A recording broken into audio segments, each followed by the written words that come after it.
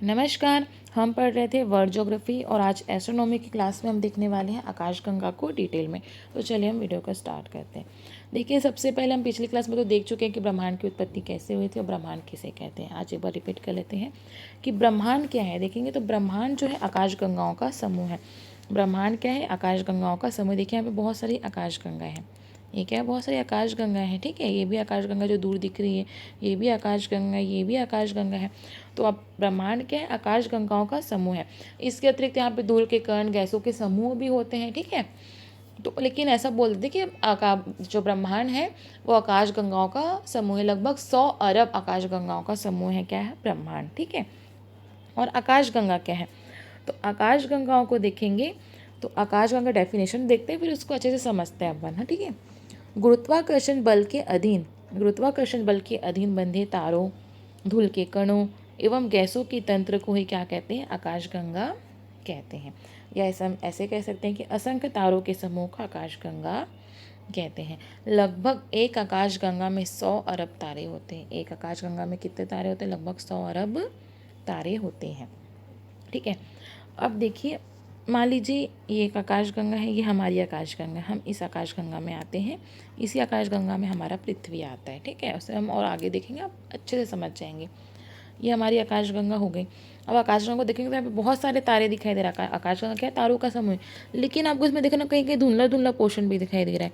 तो ये धुंधले पोर्शन है क्या? वो धुंधले पोर्शन है, धूल के कण हैं, गैसों का समूह है। ठीक है, क्योंकि पूरे ब्रह्मांड में क्या हाइड्रोजन गैस है, पूरे ब्रह्मांड में क्या हाइड्रोजन गैस है, तो उसका कहीं कहीं समूह भी बन जाता है। तो वही है। तो तारों के साथ साथ क्या है? गैसों के समूह हैं, धूल के कण है। तो यही हमारी आकाशगंगा है। बहुत सारी आकाशगंगा आप देखेंगे, यहाँ पे बहुत सारी आकाशगंगा दूर दूर स्थित है। ये भी आकाशगंगा है, ये भी आकाशगंगा है। ठीक है, तो हम जिस आकाशगंगा में रहते हैं हमने उसे नाम दे दिया। हमारे पास क्वेश्चन आएगा कि आप कौन से आकाशगंगा में रहते हो, तो हमको कुछ नाम देना पड़ेगा, तभी तो हम बताएंगे ना भाई हम इस आकाशगंगा में रहते हैं। तो हमने अपनी आकाशगंगा का नाम दे दिया मंदाकिनी।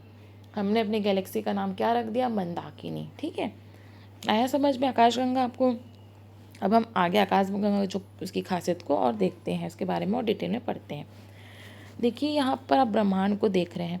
तो ये जो ब्रह्मांड है, ठीक है, ये जो ब्रह्मांड है इसमें आप देखेंगे 3 लोग का समूह बना जाए, 3 आकाशगंगा का समूह। मान लीजिए ये 3 आकाशगंगा का हमने समूह बना लिया ब्रह्मांड में। तो आकाशगंगा में, सॉरी, जो ब्रह्मांड में 3 आकाशगंगाओं का समूह होता है उसे क्लस्टर कहते हैं। क्या कहते हैं? उसे क्लस्टर कहते हैं। 3 आकाशगंगाओं के समूह को क्या कहते हैं? क्लस्टर कहते हैं। ठीक है, अब मान लीजिए ये हमारी आकाशगंगा है, हमने इसका नाम क्या रखा था? मंदाकिनी। हमने अपने आकाशगंगा को क्या कहा? मंदाकिनी कहा। ठीक है, तो जो हमारी मंदाकिनी है उसकी सबसे करीब की आकाशगंगा का नाम क्या है? मतलब हम बोलते हैं ना कि हमारे सबसे पड़ोसी कौन है, हमारा पड़ोसी कौन है, हमको पता रहता है ना।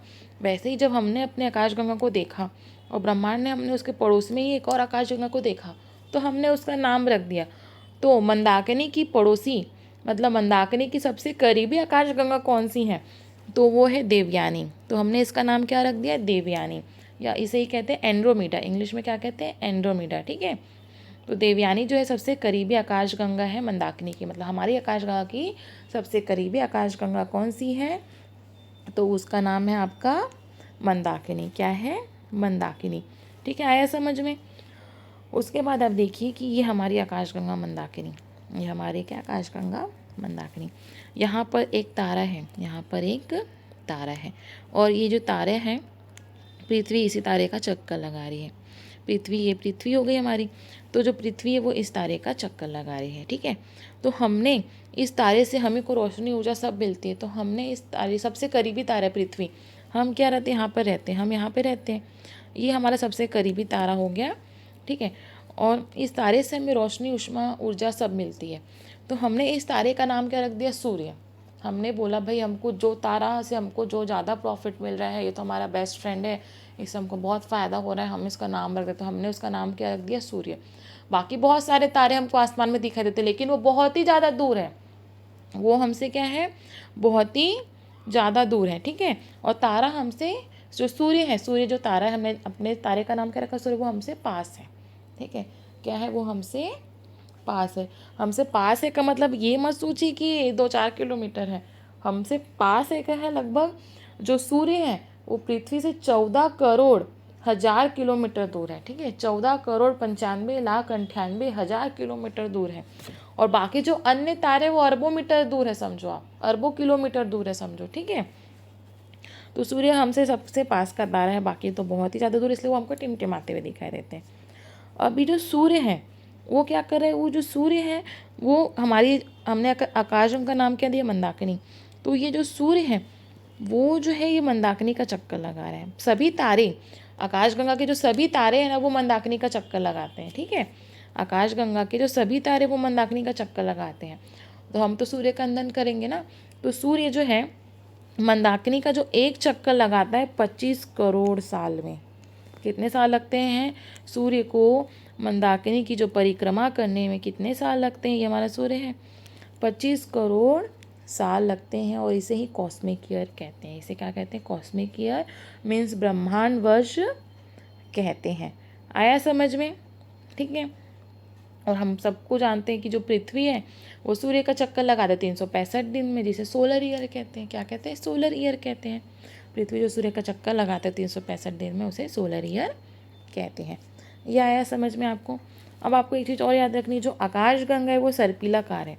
देखिए आपको सर्पिलाकार, यहाँ से हम देख रहे तो ऐसे हमको घूमे घूमे ऐसे दिखाई दे रहे, लेकिन ये ऐसी नहीं है एक्चुअल में। ये एक्चुअल में जो है इस टाइप की, जो स्प्रिंग होती है ना पेन के अंदर, आपने देखी होगी स्प्रिंग, तो ये इस साइड से है। क्या है ये, इस तरह से आकाशगंगा। ठीक है, तो ये आकाशगंगा क्या है, सर्पिलाकार है।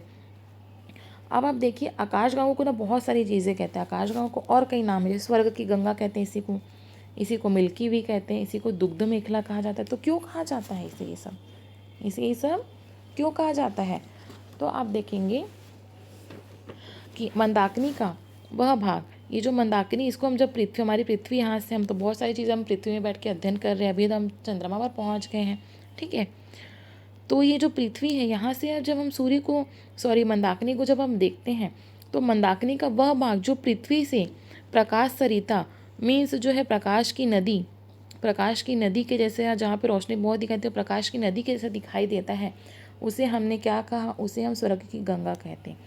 तो आकाशगंगा का वह भाग जो पृथ्वी से प्रकाश सरिता के समान दिखाई देता है, यह हमारी जो है मंदाकिनी का ही एक भाग है। इसे क्या कहा, नाम क्या रख दे दिया गया, स्वर्ग की गंगा या मिल्की वे, ऐसी को हम दुग्ध मेखला भी कहते हैं।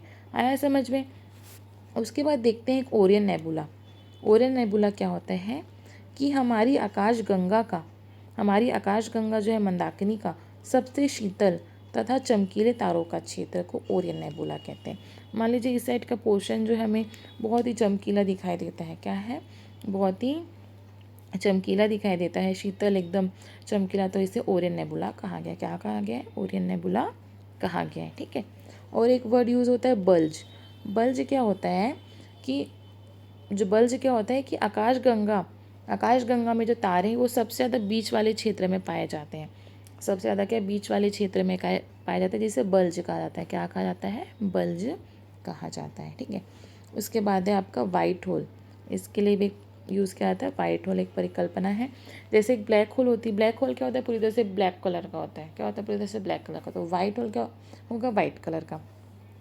तो यह एक ऐसी परिकल्पना है जिसे मान लिया गया है कि पूरे ब्रह्मांड में जो है सारा प्रकाश एक ही जगह से आ रहा है। सारा प्रकाश क्या है, एक ही जगह से आ रहा है। मीन्स सारा प्रकाश एक ही जगह से आ रहा है, मीन्स क्या हो जाएगा कि सभी आकाश गंगाओं से आ रहा है, क्योंकि जो सभी आकाश गंगाएं क्या है, वो तारों का समूह है। ठीक है, और यहाँ पे भी अन्य बहुत दूर दूर है। तो सारा जो प्रकाश है वो एक ही जगह से आ रहा है, ऐसा मान लिया गया। मीन्स सभी आकाश गंगाओं से आ रहा है, क्योंकि सभी जो आकाश गंगा है वो तारों का ही समूह है, जो कि तारे क्या होते हैं, चमकते हैं।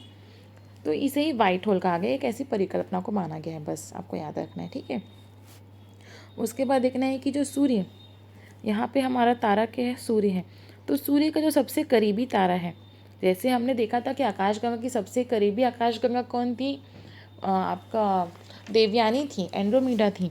वैसे ही जो सूर्य जो है, इसका सबसे करीबी तारा क्या है, प्रॉक्सिमा सेंचुरी। सूर्य का सबसे करीबी तारा क्या है, प्रॉक्सिमा सेंचुरी है। पृथ्वी का सबसे करीबी तारा क्या है, सूर्य, और सूर्य का सबसे करीबी तारा क्या है, प्रॉक्सिमा सेंचुरी। ठीक है, आपको याद रहना चाहिए। और क्वेश्चन आएगा कि सबसे चमकीला तारा क्या है, तो सबसे चमकीला तारा है साइरस। सबसे चमकीला तारा है साइरस। ठीक है, तो इतनी सारी चीज़ें जो आपको आकाशगंगा में पढ़नी है, आपको देखनी है। तो आई होप आपको मेरा वीडियो पसंद है और आप कंप्लीट इंडियन वर्ल्ड ज्योग्राफी पढ़ना चाहते हैं विथ मैप। ठीक है, हम इसका जो है फिज़िकल मैप देखेंगे, टोपोग्राफी देखेंगे और पॉलिटिकल मैप देखेंगे। तो हम सारी चीज़ों को डिटेल में देखेंगे। अगर आप पढ़ना चाहते हैं तो प्लीज़ मेरे चैनल को लाइक शेयर एंड सब्सक्राइब जरूर कीजिएगा। धन्यवाद।